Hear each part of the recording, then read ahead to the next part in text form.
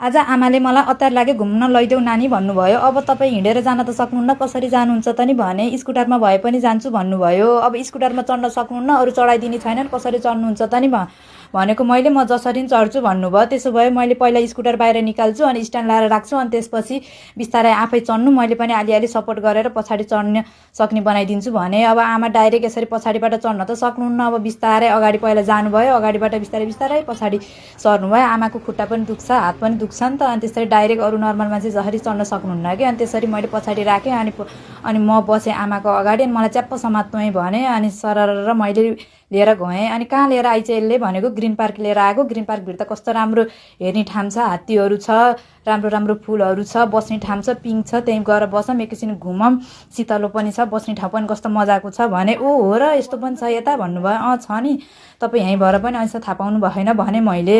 अनि मलाई त कस्तो गाह्रो भयो जस्तो भयो, नजाम क्या भित्र ग्रिन पार्कमा त नजाम क्या हो भयो, जस्ता पनि मान्छे आउँछन् भन्नुभयो। होइन कि होइन, हिँड्नु जाम, केही हुन्न, आइसकेपछि त रमाइलो हुन्छ, जाम भनेको। भयो जान्न, म त बरु जान्छु, घरै गएर बस्छु भन्न थाल्नुभयो।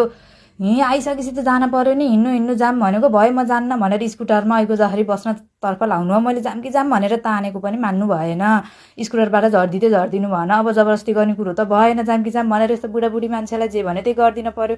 ल जाम, अब स्कुटरै बस्नु त नि भनेर मैले स्कुटरमै बसालेँ।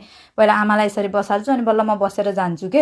यसरी बस्दा बस्दा उताबाट अङ्कल कि प्यारी नातिनी, हाम्रो अङ्कल कि छोरी आइन्, अनि गफ गर्न आइहाल्नु भयो। उसलाई पनि हतार भएर चाहिँ अनि गइहालिन् ऊ पनि। अनि म पनि यसरी बसेँ। अनि ल बाई गर्नु आमा भनेको, ल बाई गर्नुभयो। किन बाई गर्ने भनिराख्नु थियो, गर्नु भने मैले।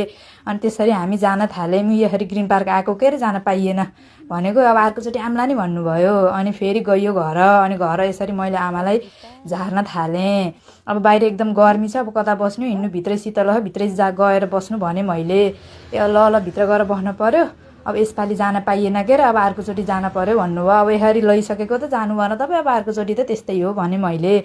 अनि यसरी हात खुट्टा दुख्छ, खन्च्याङ गरेर हिँड्नुहुन्छ कि आमा, एकदम अप्ठ्यारी हुनुहुन्छ फेरि पहिल्यैबाट। म जन्मिएबाटकै हो कि, मैले थाहा पाएन अहिलेसम्म, अरूले छोको नखाने, आफू अरू बसे ठाउँ नबस्ने, त्यस्तो खालको हुनुहुन्छ। अनि गएर मात्र आइयो कि त्यहाँ अन्त बस्नुपर्छ भनेर। यसरी यत्तिकै बुढी हुनुभयो कि, त्यस्तै नेचरले नै यति बुढी भइसक्नु, चेन्ज गर्न सकिएन कि आमालाई। अब चेन्ज पनि हुनुहुन्न, अब गर्न पनि सकिँदैन। अनि भित्र गएर बस्नु त नि भनेको।